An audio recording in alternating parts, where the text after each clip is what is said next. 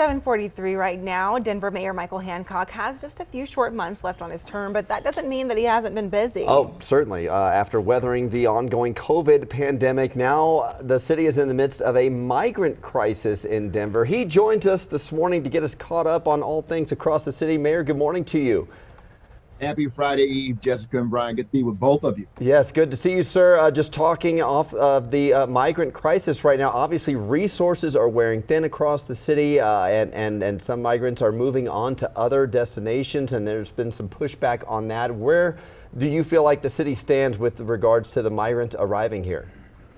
We are seeing a steady decrease in the number of migrants coming to the city. At one point, we were seeing over 200 a night coming to Denver. We're now seeing anywhere between 50 and 70 come in on the evening. So we're glad to see that. We are actually seeing more leave Denver than are coming in, and that's an important sign because we hope to decommission our recreation centers and return them to their intended purpose. Mm-hmm. Okay, well, next Monday is Martin Luther King Jr. Day, and you're always involved. Can you give us a sneak peek of what's going on, and what does your final involvement look like as mayor? You know what? I always love the Martin Luther King Day festivities. It's a phenomenal opportunity. Denver still has one of the largest observances in the country. Mm-hmm. We'll start about 9:30 on Monday morning. Well, folks will come by. We always have what we call a mayor's huddle. And we have hot chocolate donuts right there by the Dr. King statue at City Park before everyone steps off. So if you can come a little early, come. It looked like it's going to be a phenomenal day, Jessica, in terms of weather, because I've been there many years. I think it's the 38th anniversary. I've only missed a couple of them. And we've had some very cold days. So it looks like it's going to be a beautiful day. We want to invite everyone to come out. But also, let's remember, this is a day where we hope to, encourage people to do service, to do something to bless someone else and to really help our community. So this is a great day to reflect on the importance and the values of Dr. King and his words. Right. Well, speaking of the crowds returning to the city, which is always nice to see, the National Western Stock Show is back in full swing. What a record crowd for opening weekend. What has it been like to have that event back in full?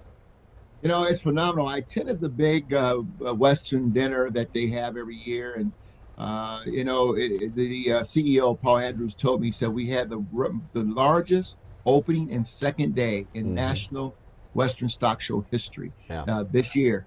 And I said, Paul, I said, well, why do you think that is? He says, well, I think people are glad to get out and to be with others. And then, of course, the movie or the television series Yellowstone has got everyone kind of excited. But I tell you, it's a phenomenal event. I'm looking forward to being there on Saturday. I've attended several events, but I look forward to just attending the rodeo on Saturday and seeing all that's going on. And I'm glad to see people really enjoying the National Western Stock Show. Absolutely. Do you have a favorite rodeo event? It's so funny. Your producer just asked me about mud busting, and I do love mud busting. I know a couple of friends who have their children in mud busting this year. And so that's always a hilarious time at the stock show. And so, that's got to be my favorite event, Brian, without question. Yeah, the biggest cheers from the crowd always seem to be for bull riding. And if one of those kids can make it across the arena, mutton busting, the fans are on their feet. So absolutely. Either way, both of those sports look very painful. No doubt. That's right. Mayor Hancock, thank you so much for joining us this morning. Have a great rest of your week. You both do the same. Have a great weekend. All right.